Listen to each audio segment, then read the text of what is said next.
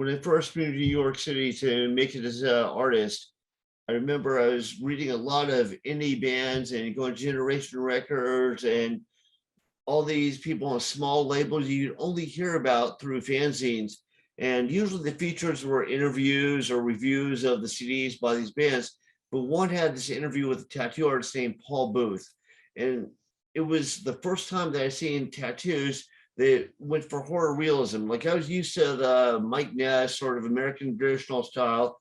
A lot of punk rockers are covered in simpler versions of that, band names, band logos, that sort of thing. But this guy was doing stuff out of his head and large scale work on people. And he was definitely a huge influence.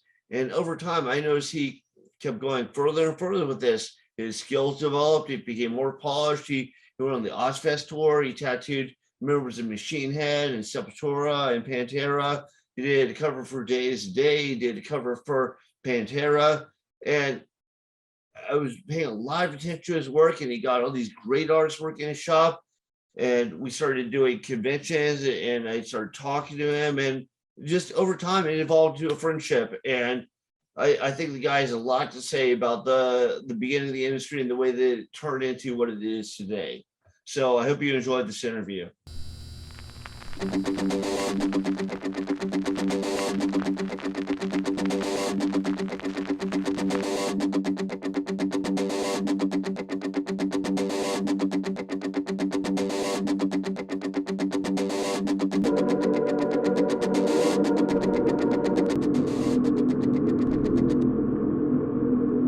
Hey Paul, what's up? Wait, is that your house? My new private studio. Oh, awesome. Yeah, there's real human skulls. Yeah. I won't ask how you got them, but Have shovel will travel. Yeah, have shovel will travel. Yeah. So let's start at the beginning. Like I remember seeing you when I first moved to New York. I was trying to be a comic artist, and I was reading a bunch of like fanzines and stuff. And there was a fanzine on metalcore, and they had a bunch of your stuff in there. I was like, who's this guy? Then I started exploring it, and I kind of realized you had deep roots in the whole industry. So you want to give me a little bit of the background, like what started you out? Well, I've been tattooing since 1988. Pretty typical story, really. I had a kid, and I got my daughter's name tattooed on me, and in 87. And I kind of just fell in love with the whole concept of tattooing, and I bugged the guy to teach me, and finally he did. And it was like $5,000 for an apprenticeship, and I begged, borrowed, and stole for the $5,000 at the time, and got my way in. And about 3 months, not even into the apprenticeship, I started tattooing.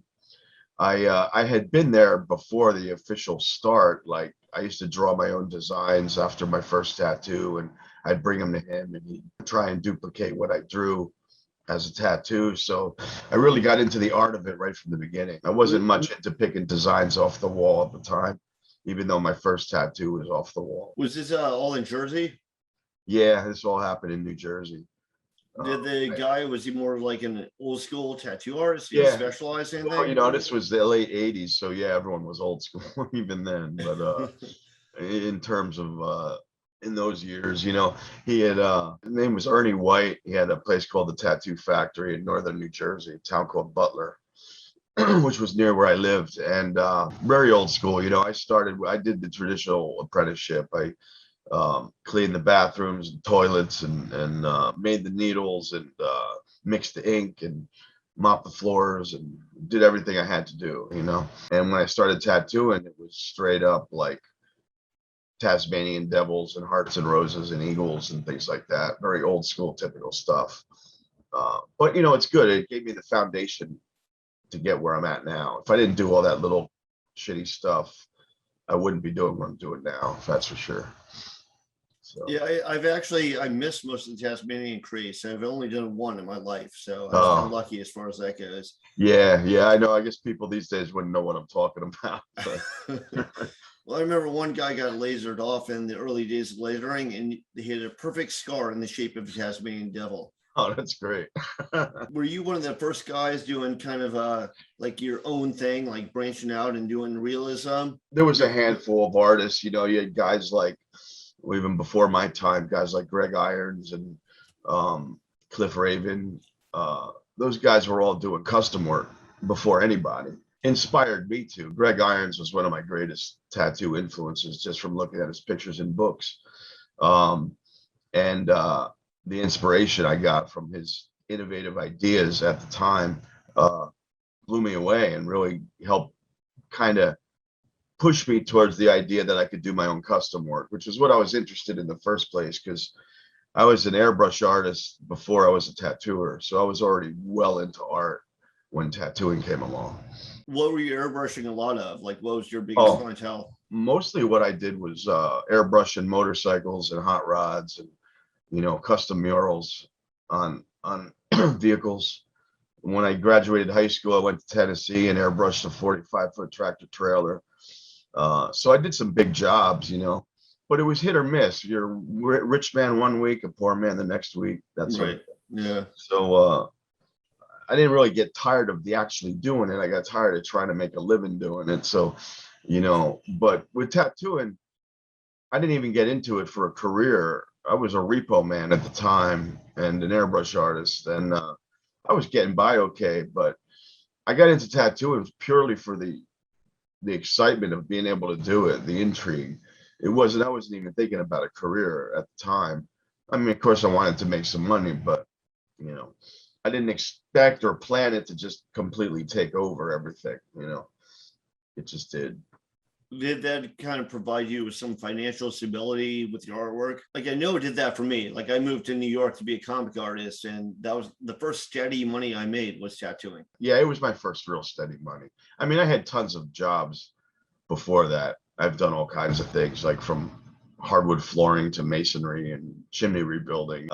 Learned a lot, and became a kind of jack of all trades, I guess. And tattooing consumed everything. I did nothing but tattoo for about 15 years or so, 20 years, I guess, 15. And then I got back into painting again. And that branched out into music and sculpting, other things that I hadn't done in years. I was starting to do all over again. Um, but tattooing was the most consuming. It had to be. There's a technical side to tattooing that has to be learned. You don't just, as an artist, just step into tattooing and suddenly you're wonderful. It may look wonderful on Instagram, but that doesn't make it wonderful in real life. So Yeah, well, I know in my experience, you're very hit or miss when you start out. yeah, you don't know until you start seeing your work healed Yeah. and studying that and learning what you did wrong and things like that. Oh, definitely. Yeah. So when you started doing your own stuff, was it mainly horror based? Yeah. When it was my own work, it was what I would think up, which was always monsters and demons. Sorry. You're right. Yeah, yeah. Just smoked a bowl, so That's legal now, right? I wouldn't care. Okay, so what was the question? No, I was saying when you began, was it mainly horror based stuff? Well, for me, it was. The thing that was frustrating for me in tattooing, like picking designs off the wall, nothing was scary. Maybe a flaming skull with some crossed pistons or something, but there was nothing really demonic in tattooing. There wasn't anyone really doing custom work that much either. People Handful. love skulls, but they want like flowers around it or something. Right. When I started drawing my own designs, it was what I wanted to do, not necessarily what people wanted. And I had done, I say, just under 3 years in, about 2.5 years into tattooing, I did a back piece on my girlfriend at the time. I remember that blew everybody away. Is that what did it for you?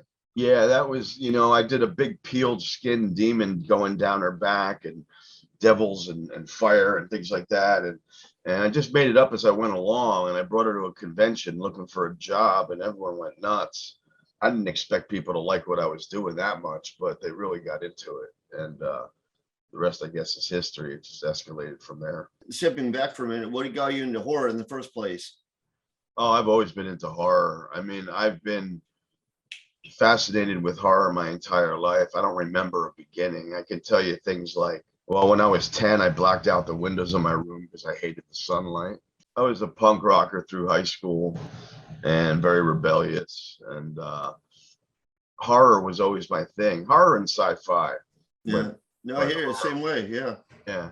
You know, my Saturday afternoons were spent watching horror movies on TV when I was a young kid. It's just always been horror. It's where my heart's at. All right, you're back up. Can you hear me? Yes. All right. Yeah, I'm sorry, man. My computer's been acting weird with my webcam. I don't know what they're fighting for something. I guess I should repeat what I last said, but I got to remember what I said. Well, just so you've always been into horror, there was always your thing, and Yeah. but it kind of frustrated you that people weren't really doing that. Then you went to the convention in Jersey, and it Oh, kind of right. Yeah. Yeah, her back piece was really the beginning for everything for me as far as getting invited places and building any sort of name of any kind. Wasn't my intent. I honestly just wanted to find a job in a real shop because I had moved to California for about a year and a half back in 90. When I got back to Jersey, I didn't have my job waiting for me. So I started doing like biker parties and tattoo parties and doing the kitchen magician thing, and hated it. You know, I wanted a real shop to work in, but I couldn't find anything around here. And I went to a convention in Pittsburgh in 91 and to look for a job, found one, but also ended up getting invited to shops around the country, reputable ones that I saw in magazines, you know, and knew from following. And of course, then we didn't have the internet so much, so it was magazines we relied on. Anyway, so I started traveling. You know, I got a van and probably toured the country like 7 times, driving back and forth and stopping at shops along the way. Learned more then than my original apprenticeship, honestly, from meeting so many artists and all different ideas and approaches. I remember my first Magnum was 2 years into my career. I'd never used a Magnum. They were new at the time. So we used 6 flats. Yeah, the guy taught me didn't even know what magnums were. Yeah. So roughly what year was this, or what span of years? Well, I started tattooing in 88. I ventured out in 90. First convention was 91. And toured the country for a few years, or no, not even a few years, a couple of years. At that point, I had toured a few times, and then word spread to Europe. I got invited to some shows in Europe. Amsterdam was my first time in Europe, first convention in Europe. And I just kept getting, every time I went to a show, I'd get invited to another show, or, you know, make friends with new people and go see them. It was amazing. Those years were the best years of my life, really. What tattooing, the opportunities tattooing gave me were tremendous. The amount that I learned and the things I've seen and places I've been, I owe it all to tattooing. It was a smaller community then too. Like it, Yeah. I think it felt like there's more of like a bond. Like Yeah, there used to be a lot of us old timers bitch and moan about what's happened to the industry, and rightfully so. But the kids don't want to hear it. I don't blame them. Who wants to hear the old man complain, really? But it was a much better place then, no doubt about it. It was big enough and small enough at the same time where you could have friends all over. I mean, my best friends were from other countries, you know, and it was great to explore. But also, it was small enough to where everyone knew each other. It was like a circuit, you know, especially you had your American circuit where you'd see people from all over the country at a different show every month, and you'd hang out. You know, half of it was work, half of it was party, and it still is that way essentially. But now it's different. It's not as much fun, really. It's too well. I'll try not to rant, but it's not like it was. When did Philip Liu tattoo your head? He tattooed your head, right? Yeah, that was Felix Liu designed it. Philip Liu tattooed it. That was 2003. And when did you open Last Rites? Last Rites. Last Rites began before it was a shop. I named it back when I didn't have a shop to work in. I was roaming, and the magazines were interested in me from that convention. So whenever they posted my work, we used to make up names like Terrorville, um, silly names for like ridiculous, dark, scary places, and that was my hometown. Blood Manor, I don't know, whatever. And finally, um, I wanted a flag to fly under, so I created Last Rites as a kind of a mobile shop, really. Just wherever I went, Last Rites was my tag, I think in 94, 95. Yeah, I would say probably around there, 94, 95 is when Last Rites really began, and was in a shop by 98, an official shop in New York when it legalized back in 98. Oh, that was Alphabet City, right? Yeah, I was on East 4th Street in Manhattan. Yeah. Yeah, I remember I got tattooed. Benjamin Moss did a guest spot there. At first, were you there by yourself? At first I was, yeah. It was actually I rented out the back room for my friend's curio shop. He had like a gothic curio shop, and he had room in the back. He let me rent out the back room, and I tattooed whenever I was in town. And then he bailed out of the city and left me with the whole shop. So I had changed it to, I think it was the Last Rites Creporium, and that's how it began. And then it went full on Last Rites Tattoo. I hired a bunch of artists gradually over time and filled up the space, and tattooing eventually took over the whole curio thing. Okay, and then you moved. I think you moved to Midtown next, right? Yeah. My next location, I had an opportunity to open an art gallery. The place I was in switched owners. They sold the building, and the new owners wanted to jack my rent from $2,500 a month to $8,000, like overnight, because the lease was up. Okay. But I was expecting them, because they were assholes. I was expecting them to pull that shit. So I prepared with finding another space just in case, and timed it, I guess, almost perfectly, and ended up, it was better to move, because I ended up with almost 5,000 square feet in an industrial building for just a little bit more than what I would be paying for that 750 square feet in Alphabet City, I remember the Alphabet City shop was tiny, and you had a bunch of little stuff there at the end. Yeah. And then I wanted to open an art gallery, so I moved to Midtown and got that space, and it was half tattoo shop and half art gallery. And it was up an elevator, in an industrial building. You had to know us to find us.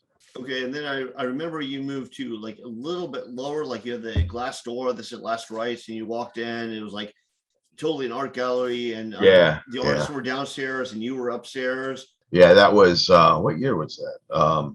7 years ago, 8 years ago, something like that. I don't remember exactly, but after 33rd Street, which was the industrial building, I then moved to 38th Street because they tore that building down and I couldn't stay there. So I got uprooted. I miss the place, but I don't miss the landlord. But at any rate, I moved to 38th Street, and then we had 5,000 square feet spread between 3 floors. So it was basically 3 different atmospheres in my book, as far as how I treated it. The basement was the crypt, the tattoo shop, and I made the entrance to it all creepy and going down into hell kind of thing, And the art gallery was proper, gray walls, clean, streamlined, glass windows, full frontage. We were on 38th between 8th and 9th. And yeah, it was fun, but that was tough. It was hard to maintain, the distance between me and the artist was 3 floors, and with my knee and everything, it was hard to go up and down the stairs, so I didn't get to see as much of them as I'd like. I remember your room looked pretty awesome. I remember me and Ron smoking a blunt with you there. Yeah, it was a good time. Good place. I remember way downstairs you'd have the Art Fusion, and I remember you showed up one time. Yeah, no, it was a good place. Yeah, we had a little stage down there. for Art Fusion, and we do events and stuff. And yeah, it was cool. It was cool. So what happened? Did COVID shut it down?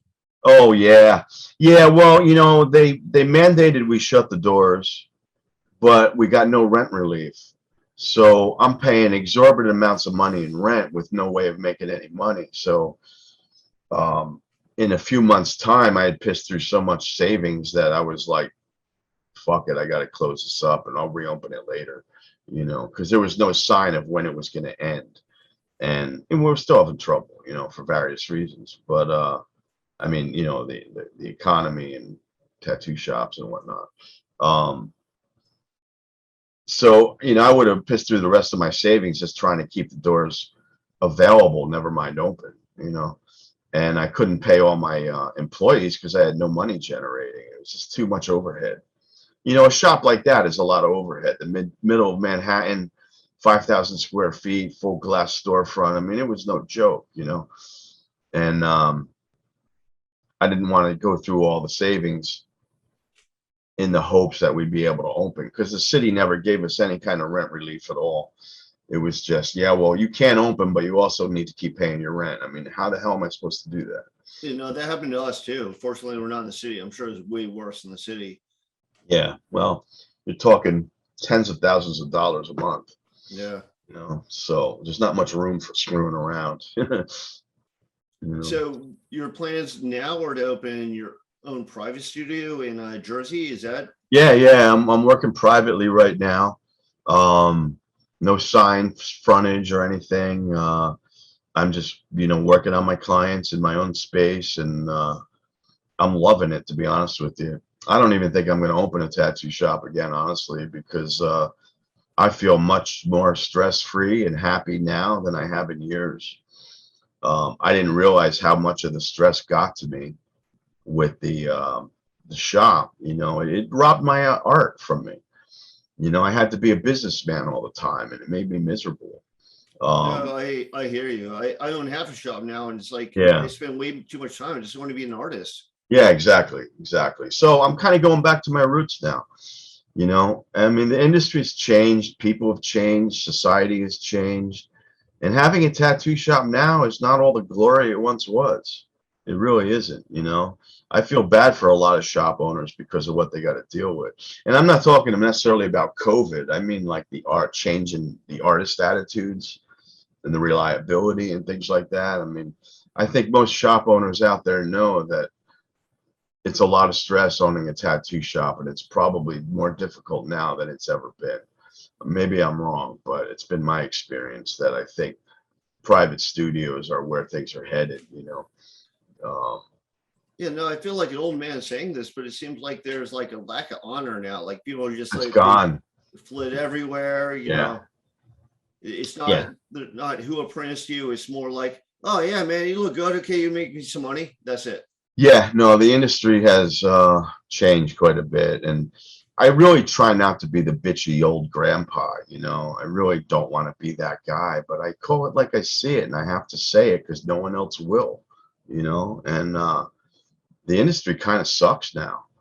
All the artists, the young artists that I meet, not all of them, but more of them than less, is that kind of attitude that you're talking about. That it's normal for an old guy like me to say how they forget the people that came before them. That's a given for every generation. But it's the lack of honor and respect that's gone. I mean, that stuff seems to be history. Everyone seems to be all about themselves now. The reason private studios are on the rise is because all these guys with their inflated egos don't like being under someone else's shadow. They don't like being in a shop where they're not the man. And then they start with their egos, start thinking they're doing you a favor being there. And that's when everything goes to shit. Everyone just wants to work privately, as do I. I'm guilty of the same thing, but it's not because of my ego. It's because of the relief from stress. I'm making more money just being alone than I was when I had a shop on the middle of Manhattan. So something to be said for that. I think it's a little bit fair to say that there's more talent than ever in the industry, but there's also less respect and like less it's like everyone's just scattershot. Yeah, I totally agree with you. I think that yeah, the talent is amazing. I'm seeing amazing work that I could never pull off, and it's nice to see that advancement. But, it's only guys like you and me that can look at an Instagram post and know if it's real or not. Unfortunately, the general public don't know that it's bullshitted up in Photoshop and oversaturated and unrealistic, plus it's all fresh work, so you Yeah, don't know that's what I was gonna what's, say. Yeah, you see a lot you of know, fresh work, like cover ups yeah. and stuff. And Which I understand that, because for me, if I don't get a fresh photo, I get no photo, right. and I prefer to show healed work because I want people to see what tattoos really are, rather than these inflated, like, I don't know how anyone could have the lack of self-respect in order to beef up their photos in Photoshop to look hyper real, like beyond real, and live with themselves. I think it's scummy, and a lot of people do it. I see it every day, and it's so unfortunate that that's what it's come to. Social media is poison on so many levels, in my opinion. But I'm not a big fan of social media. Anyone who knows me knows I don't post every day. Although I'm hiring a guy to help me, so maybe that'll change. But you know, Well, we'd love to see your work out there, Paul. I remember some stuff that really impressed me is I saw you did a bunch of album covers back in the day, like for Today's Day, which oh I'm yeah, a yeah, fan of, and Pantera, even though Pantera didn't use it, although I liked right. your design a lot better than what they actually used. Thanks. Um, yeah, I did a lot of album covers. Well, I was touring with a lot of bands back in my early days. I used to go out with bands all the time. I was on like every Ozfest for the first 6 or 7 years, and big tours like that. I was always backstage tattooing bands and riding on buses and for the summers, So of course with that comes like, hey, dude, you want to do an album cover? Sure, why not? Off we go. Yeah, So because they always need good artists. yeah, I think my So first tour was in '94. I was out with Sepultura, Biohazard, and Pantera. That's that's what an it was. awesome lineup. Yeah. So how was that traveling with all the bands on Ozfest?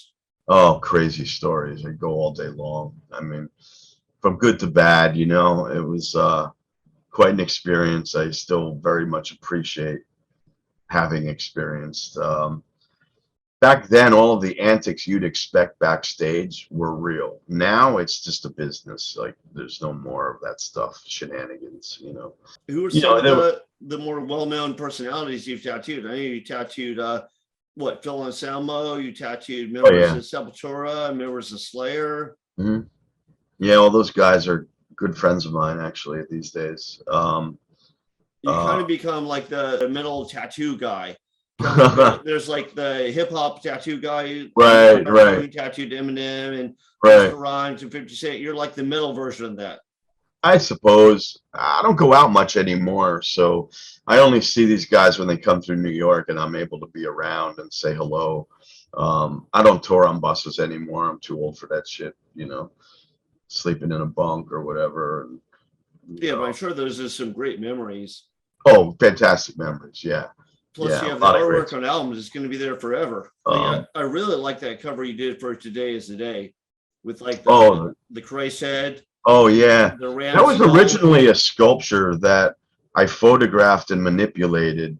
It's not actually a painting; it's a digital piece. I noticed when you really started with that last place you had the last itineration or last incarnation of Last Rites, you were getting people do full gallery shows there. Like my buddy Nick Baxter did a show there, and I remember you had like a general show and I guess your manager got a hold of me and I put a painting in it, but it seemed like you really had something going on there for a while. Yeah, it was good stuff. Flesh to Canvas, I used the gallery for a tattoo artist painting exhibit. So we did Flesh to Canvas every year. But I'll tell you, the most difficult gallery show that we've done, like our annual shows like 13th Hour for Halloween and things like that. The most difficult show was Flesh to Canvas because tattoo artists notoriously were impossible to work with. Out of all the artists I've worked with, tattoo artists have always been the most impossible for whatever reason. No, I hear you. Yeah, we do our shows. It's the same thing when I put on our Yeah. shows. But so what are you doing now? What are your projects now? Now all I'm about is me, and it's great. I don't have to like, I'm not supporting anyone but myself now, and it's something I need in my life right now. So I mean, like basically all of my projects now surround my art. You know, like I just finished building my motorcycle, which turned into a big art piece. Oh, I saw Uh, that. Yeah, I saw you posted pictures of that. Yeah. yeah, that was a fun project, you know, because I'm in the suburbs right now and it's hell for me. I'm a city boy, you know.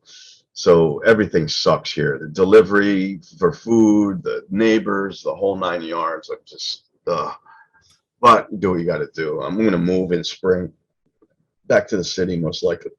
But Where are you right now? Jersey? Jersey, yeah. About 40 minutes outside of the city. I And by heard it's spring I like should be back in the city. So it's just I'm waiting, you know. I mean, I'm in no rush. I've got my clients, they come to me, you know, we hang out. I do like one big tattoo a day, and I just hang out with my clients every day, having a good time. I got no one running in my office like bugging me about some bullshit drama problem. I've got no like egos to contend with, bad attitudes or negligence. You know, I don't have employees to think about and worry about, and it's great, man. This is just fantastic, and my art is starting to blow up again in my head, like in inspiration and artistically. I'm starting a new painting soon, finally. Um, yeah, I was I gonna ask you about that if you're working on any art projects yeah, outside of that. I've got a new album I'm working on. I've got music. I've got going back into some 3D sculpting and design, working on a new VR project because I do a bit of digital, a bit of 3D design as well, mostly sculpting, character sculpting and that sort of thing. A little bit of game design, but I'm a novice. What's going on with your band?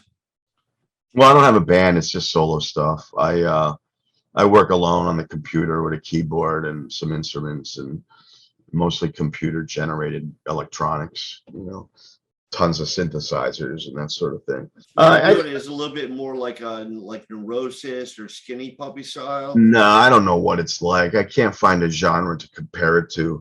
It's mellow, chilled out, ambient, but it's also like kind of psychedelic. Like I think the closest genre I could put it to is psy chill. PSY chill was a one of thousands and thousands of genres in music, you know, like whatever. But it's all, you know, it's different. It's kind of monotonous, so it's not really popular. It's music that you would listen to when you draw or paint or even tattoo, you know. It's meant to get lost in, like little journeys, I suppose you could say. So maybe it's not really music, it's more a soundtrack. You might hear it in a horror movie or something, you know. But Where there's can no people hear it? lyrics usually. I'm on Spotify. Just do a search for Paul Booth. Okay. And I have like 4 albums on there. I'm on my 5th album now, and you know, but it's not usually heard. I don't really promote it because I don't really care. It's not like my day job. Um, and it's a really special taste, like an acquired taste, I think. And I think my music is something that you either like it or hate it. You know what I mean? It depends on where you're coming from. I will say it's not driving music, you know, it's mellow, chill out music. Do you accompany it with any artwork? Like, do you do like a album cover, even if it's Oh not? yeah, I don't pay a lot of attention to the album covers like I used to. Just something dark and moody. Well, how can people get a hold of you? How can people look at your projects, what you have going on? I believe on Facebook it's Paul Booth Official. Instagram is just at Paul Booth. Now I'm trying to figure out TikTok. That's at Paul Booth Tattoo. Not that you're gonna learn much there. That's about it. Well, you're gonna make Um, those little dance videos. yeah, you know, those quick little 30-second what the fuck am I watching videos, you know. It's too mind numbing for me. I can't really get into it, but just Paul Booth, search for me, you'll find my shit. Otherwise, you can email booth@lastrights.tv. Okay, Um, you should have a website, the Last Rice website? oh, website, I forgot I had a website. paulboothart.com Okay. is my current site. Last Rights is pointing to that right now until I figure out what I'm doing with it. So everything leads to paulboothart.com. Okay, awesome, Paul. Thanks for doing this interview. Thanks for Sure. spending the time, and good luck with all your ventures. I know that tattoo world kind of pissed you off a little bit, but hopefully things Not are getting better for you. yeah. I think in general, just the change I'm not happy with. I don't really want to be a part of it. I love tattooing, but I'm not a big fan of what's happened to the industry, thanks to like tattoo television and shit like that. It's changed the general attitude to something I don't really want to be around, you know? But so I don't really hate the industry, but I don't really want to be a part of it anymore. I just want to tattoo and be left alone, really. But anyway, yeah, thanks for having me. All right, well, you're definitely an inspiration, and thank you very much. Thanks, man. I'll see you. Goodbye.